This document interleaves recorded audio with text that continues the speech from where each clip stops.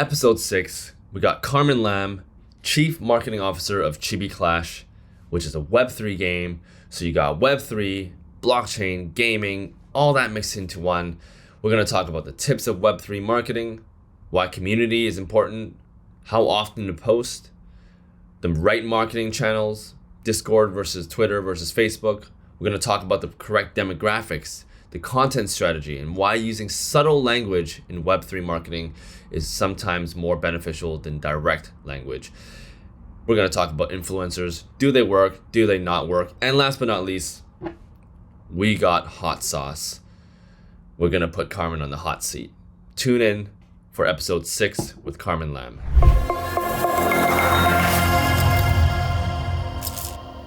Welcome back to another episode of Marketing on Mars. Today we have Carman Lam. She's the marketing director of Kuma Games, and also the growth marketing manager of Hero Live. She's very, very into Web3, and the role that she's at Kuma Games, she's marketing a Web3 game called Chibi Clash, and we'll learn more about that. But Carman, welcome to the podcast. Thanks, Simon. Thanks so much for having me. Glad to be here. Okay, so yeah, I know what's coming up. We recorded episode 6, so you missed all the fun that happened on episode 11. But starting episode 11, we decided to start each episode with some hot sauce. So you're now back because unfortunately our audio got cut out. So we're gonna do this again. And hopefully some things have changed as well, and we'll learn some new things about Chibi Clash. But let's get started. Okay, well, I'll show you this later. But the idea is that, since we're bringing on some of the most hotshot marketers in different areas, including yourself in Web3, we thought, with the theme of hot, you guys are on the hot seat. We're talking about hot questions, hot topics. I think we're going to start it off with a little dab of a hot sauce. And I have in front of me a super duper spicy one. I don't know why I got this. I picked it up on the way to Vancouver from Seattle. It's a farmer called Farmer Raz, Rude Boy. Shout out to Rude Boy. Their sauce has a Carolina Reaper, which is one of the spiciest peppers in the world, with like a 1.4 million Scoville units. So that's what I got today. What do you got on your side? I have this tiny package that I managed to scavenge out of the pantry. It's a chili sauce. It's like an Indian, you said an Indian chili sauce? I'm not sure exactly. I'm not cultured enough to know, but it's a sample. We'll figure it out. My last one, I kind of died, so I'm going to try to control my dab a little bit. I picked a really good day for us to do this. It's like the hottest day of the week. Oh, really? I've been inside so all far. day. So, okay, anyways, I'm going to pour into my spoon. I'm trying to whip this. Okay. All right. A little bit nicer to myself this time. Last time I did. How much are you eating? Oh, that's so little. Oh, I guess yours is really spicy, yeah. though. Okay. I did 3 times and I died. I couldn't speak last time. So okay. Let's give it a cheers. Are you just going to do that whole thing? No. Oh, no. I'm just going to suck it. Okay. Right.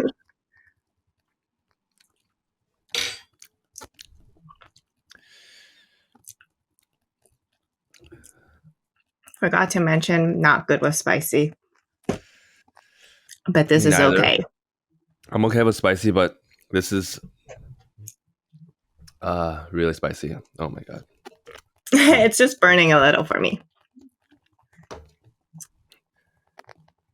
Okay, I don't think it gets better. I think it's still bad. Even with just like a drop. Oh god. I'll let you try it next time in person. Oh my god. No, thank you. I'm good. Thank you. Oh, holy smokes. Okay. You're gonna finish that whole bottle by the time you're done with this podcast. Not this episode, but like throughout the number of episodes you're gonna do. Yeah, every episode. Hopefully. Okay. This is not as bad as last time. Last time I had 4 times the amount, and I couldn't speak Oh, for like 4 minutes. Um, all right. Let's start with Kuma Games. That is mhm. the main project that you're working on Yeah, that's now. right. And the game is called Chibi Clash. Tell us a little bit about Chibi Clash and Kuma Games. What you guys do?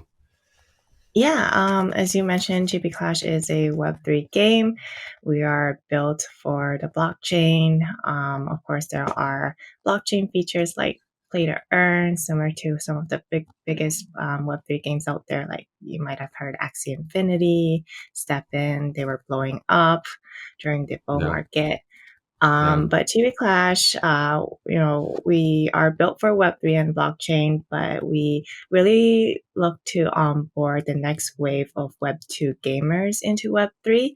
So we are going to look just like any Web2 game. You don't need to create a wallet or purchase any NFTs to start playing. After you familiarize yourself with the game, and if you enjoy it, you like it, you do want to unlock play to earn, then you have the option of setting up your wallet directly in the game and purchasing an NFT to start earning. So basically, it's a game. Oh my god. Basically, it's a game, regular game, but the things that you earn, like let's say you earn like special gems or rewards for playing, you will then be able to take those things that you earn in the game and sell it for something Yeah, that's right. through You the can blockchain. even sell the currency. Like you know how in games today they have soft currency, hard currency. For example, in League of Legends, you earn IP points, right? Yeah. And you can't sell the IP points. Yeah. You have to use those to purchase more in-game content. But with most Web3 games, including GB Clash, you will be able to sell anything that you've earned. Wow. So that's pretty cool. And I know that you guys already have. Has it already launched? Has the game itself launched already? Not yet. Not yet. We are going to launch the alpha playtest tomorrow, actually. Oh, The last time we spoke, I think I said a few weeks out, but now it's tomorrow. Yeah. okay. Well, this episode won't come out for another couple of weeks. So tomorrow is August 17th or 17th Y- of Yeah, that's 2022. right. Yeah. Okay. So Hopefully we it launch it was soon. already, yeah, the Okay. global launch, like the when the public can play the game, that will be later this year. So I think that we still won't be available to public when the episode is up. Okay. And just a little bit of a backstory. The reason why we Hmm. brought GB Clash on is you guys actually got some pretty notable investors that invested in the game or your company, including Jump Capital is one of those companies. Major fund. I think they raised $350 million in their last pool or fundraising, and some other names as well. Some pretty big VCs and angels have invested, and you guys recently raised $3 million in your Yeah, that's seed correct. stage, seed round, Yes, private token round. Yeah. private token round, and you guys are also fundraising on other platforms as well. Can you tell us a little bit about the history of fundraising for Chibi Clash? Yeah, sure. So we actually oversubscribed our private round and we decided to close it out at 3 million. You already mentioned Jump Capital, another well-known investor would be Polygon Studios. They're a major player, an ecosystem of their own. And notable angels like Kosomo, who is like an influencer in this space with over 200K followers.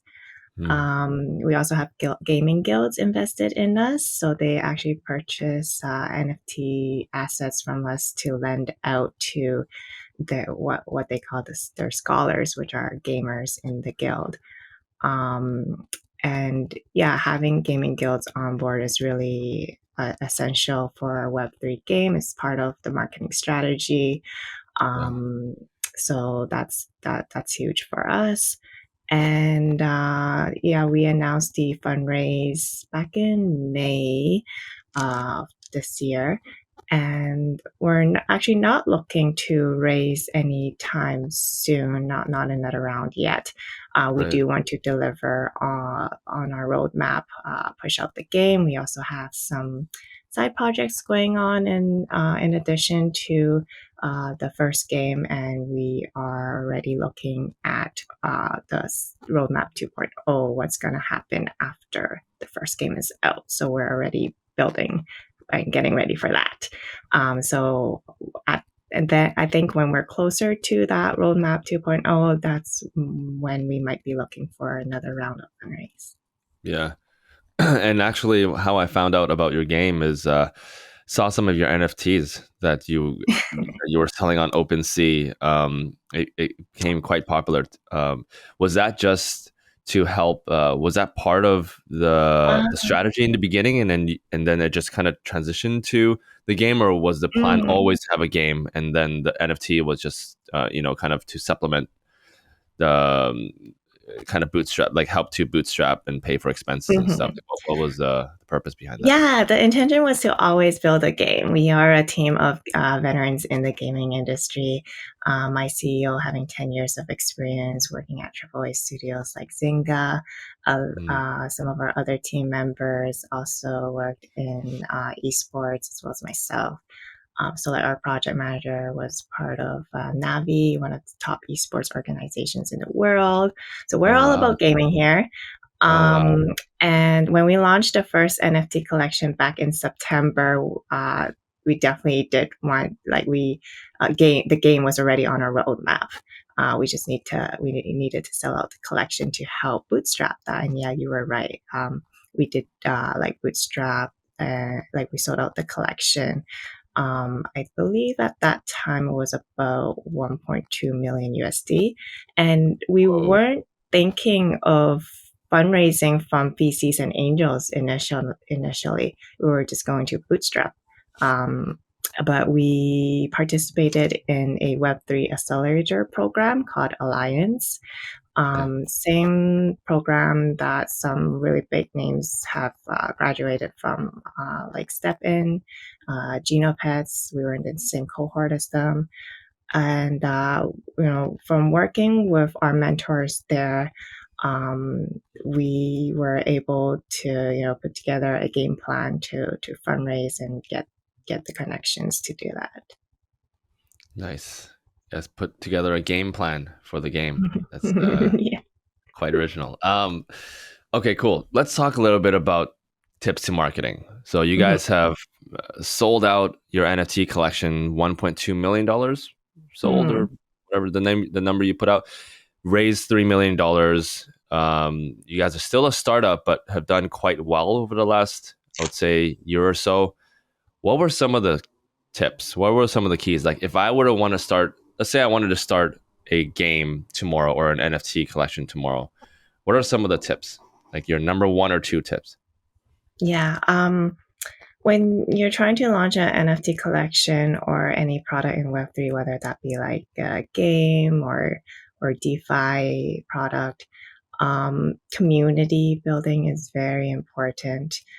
And that's very different from launching, say, like a AAA game traditionally, like any game from like Blizzard Entertainment or something like that.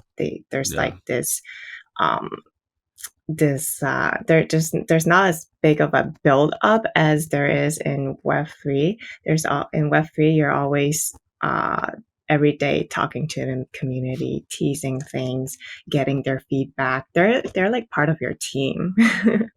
They're your QA testers. And beta testers right off the bat. Yeah, so community building is definitely number one. And I think related to that, I think number two is being transparent and communicating to your audience almost every day, if not every other day. That's essential in Web3 when you're trying to keep everyone's attention, and is so much going on in this space, whether that be in gaming or in like finances, or there's so many different projects in Web3. Like any industry could build on blockchain probably. Yeah. How often do you guys post? Like, what's a good number to post per day or per week? Do you have a rule that you follow? It changes from time to time. Ideally, we do want to post every day, but during the bear market, we have slowed down a little so that we can plan for the bigger campaigns when there is a bull market. So right now we are. It's not consistent. Sometimes it's every day, sometimes it's every other day, depending Yeah. on our content campaign. Yeah. Yeah. And I know in the past, Twitter and Discord used to be very, very popular, and maybe even a little bit of Telegram for the crypto, like the ICO days. Yes. Is it still the same nowadays? It's still like Um, heavy focus on Twitter and Discord? Mostly, and it's also very depending on which geo you're targeting. So North America, definitely Discord and Twitter. Telegram is more on the crypto token side of things. And then if you are going to target audience, say in Southeast Asia or Asia, they use Facebook a lot too. Oh, wow. So Facebook groups and Facebook pages are very popular in, for example, the Philippines, Singapore. Yeah. Okay, so just to recap, big tip is building community, right? Mhm. And you want to use Twitter, Discord in North America, maybe more similar in Asia, but also focus on Facebook groups. When you first start a project, getting your first few fans is super important. How did you guys get your first 5 or 10 fans? You must have very vivid stories of those first 5 or 10. Like, how did you guys get them? Was it just messaging them on Instagram, like sliding into their DMs or comments, or what was the strategy in the very beginning? Mhm. Honestly, those first few fans, they should be like your friends and family. Yeah. So for us, we did have like our own social circle of NFT investors. They helped out a lot with the NFT launch, spreading the word, investing in it themselves. But then beyond that, the next 10, 20 people, those are the early adopters. Mhm. Usually from word of mouth, right? From people, kind of friends of friends of friends of friends. Friends. Yeah, and then yeah, I would say there's like, yeah, those there's three groups, like those friends and families one group, and then the early adopters is another group, and then the third group is not as early, a bit later adopters, but they found your project just organically from the content you've been posting on Twitter, from the activities you've been doing in Twitter Spaces, other Discords, other communities.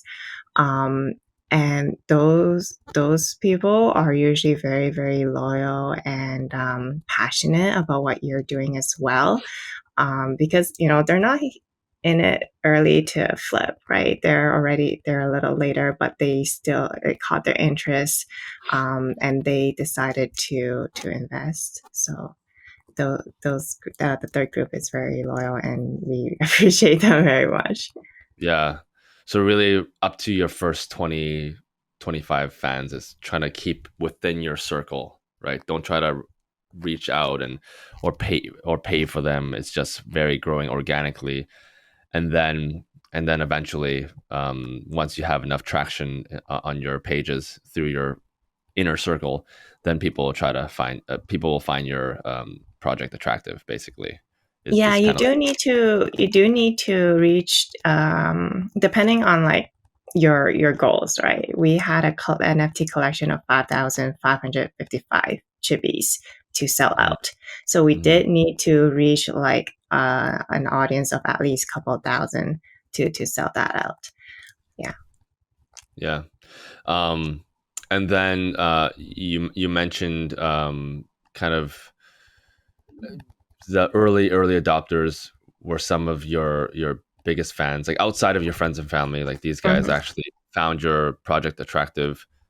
What was the demographic like? Are they usually like very kind of early stage NFT adopters, so they don't really know too much and they're looking for the next big thing, or are Mm. they kind of people that are seasoned veterans and they're also looking for the next big thing? Like, what was some of the demographics, and like talk to us about the age group as well, and some details. Yeah, I would say it's like their experience in Web3, it's a mix. Exactly as you said, some are this is the first collection that they've ever minted. Yeah. They've never purchased anything on Ethereum or Polygon before, and we've had to help them out what to do with their wallet, what it means to pay gas, why are the gas fees increasing. This is not a scam. And then I would say there are those people who it's their first collection or even second, and then there are purchasers who this is their 50th, 100th. They Oh are wow. veterans, they're whales.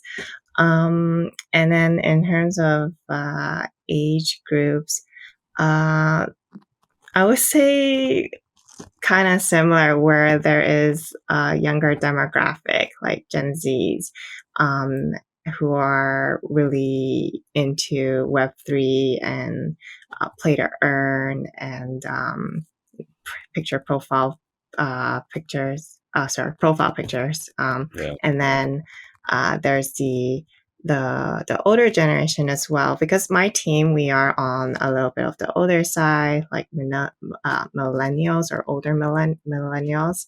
Mhm. And we, from our social circle and friends and family, we have been able to attract some of the older investors. Mm.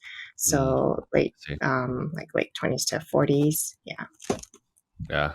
And so when you're creating content, because content, like you mentioned, is very, very important. You got to post Mhm. very frequently. When you're thinking about content, because it's such a wide range for your fans, younger, older, experienced, Mhm. not experienced. When you think about your content, do you target one specific uh, demographic? Like, okay, let's say I'm making all my content for the newbies, or do you Mhm. try to make a variety of content, some for the newbies, some for the pros, some for the young guys, some for the older guys? Like, talk to us about your strategy when it comes to like content creation.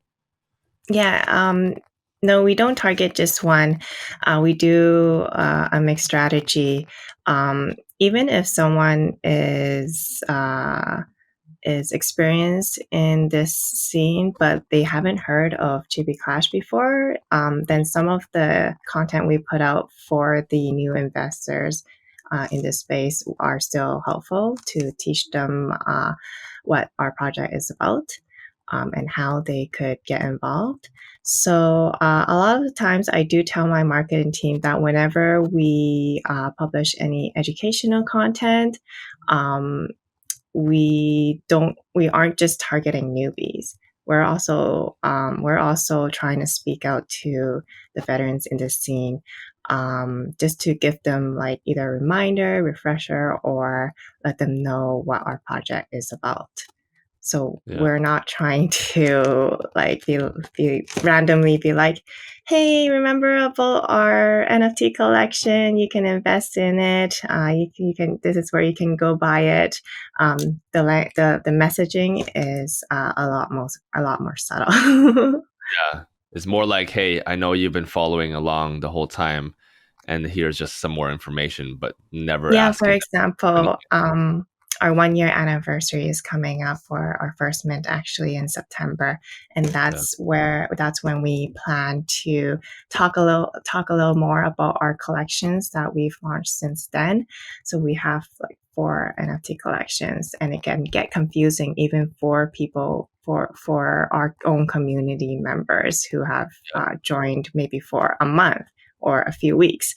So that's the time when we're going to talk more about the collections, remind people what they do, and then that would be new information for anyone who hasn't been following as closely to our yeah. project. Yeah. And then lastly, what about influencers? I know Mhm. NFT, that space, it's all about influencers. Everybody, Justin Bieber's of the world, they're all jumping on and they're all becoming influencers. Do they work still? Did you guys put your hand into any influencers? Tell us about what to look out for if you Mhm. have.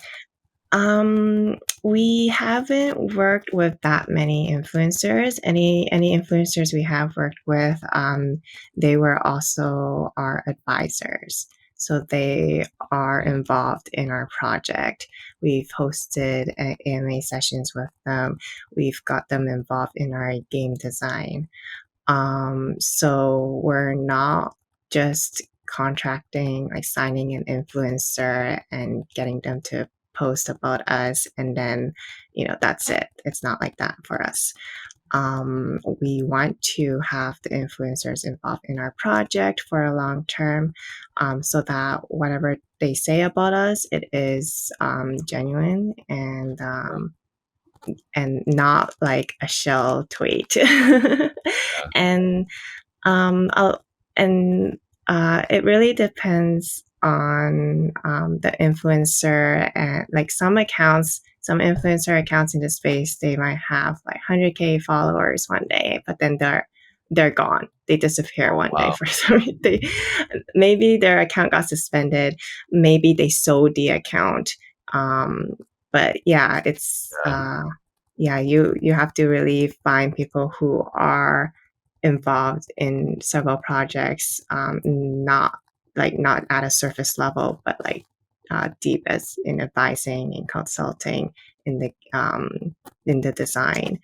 And so what we're more looking for are KOLs, thought leaders to work with, so key opinion leaders, people who have a voice in this space, use their platform to really talk about what's going on in Web3 outside of just promoting projects.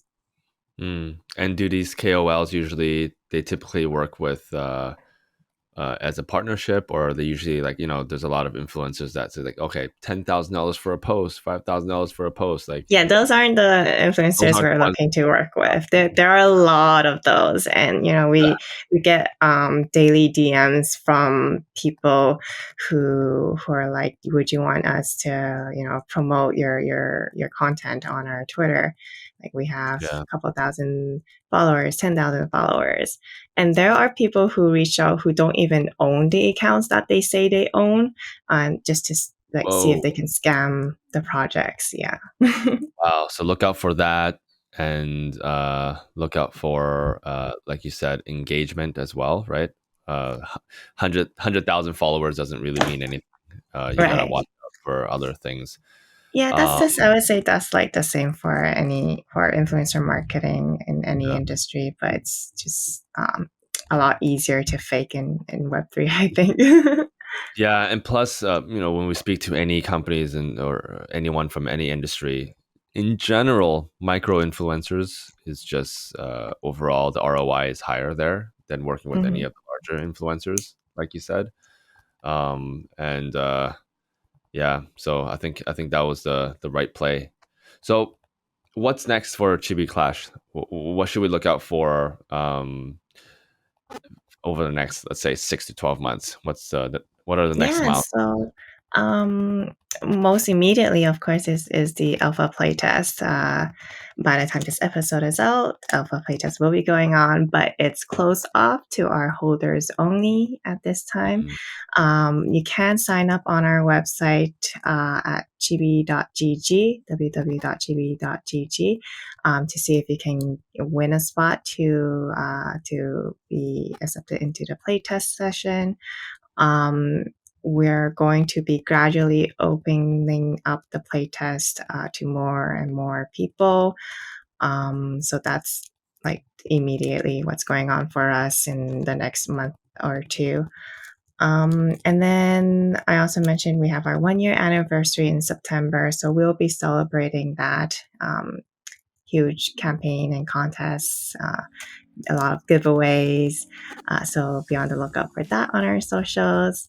After that, I will actually be heading to Singapore and other Southeast Asian countries. I'll be attending Token 2049 in Singapore, Right. networking, hosting events, just getting the name out there.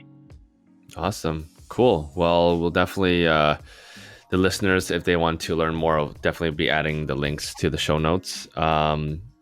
Thank you so much for being my second guest to try the hot sauce. Definitely wasn't as bad as the first time, thank goodness. And looking forward to having you on maybe later on next year or something. Maybe we can even try this in person. Oh no, I'll try to avoid you. Anyways, thank you so much, Carmen, for joining. And yeah, all the best. Congrats with everything with Chibi Clash. Thank you for having me. Thank you.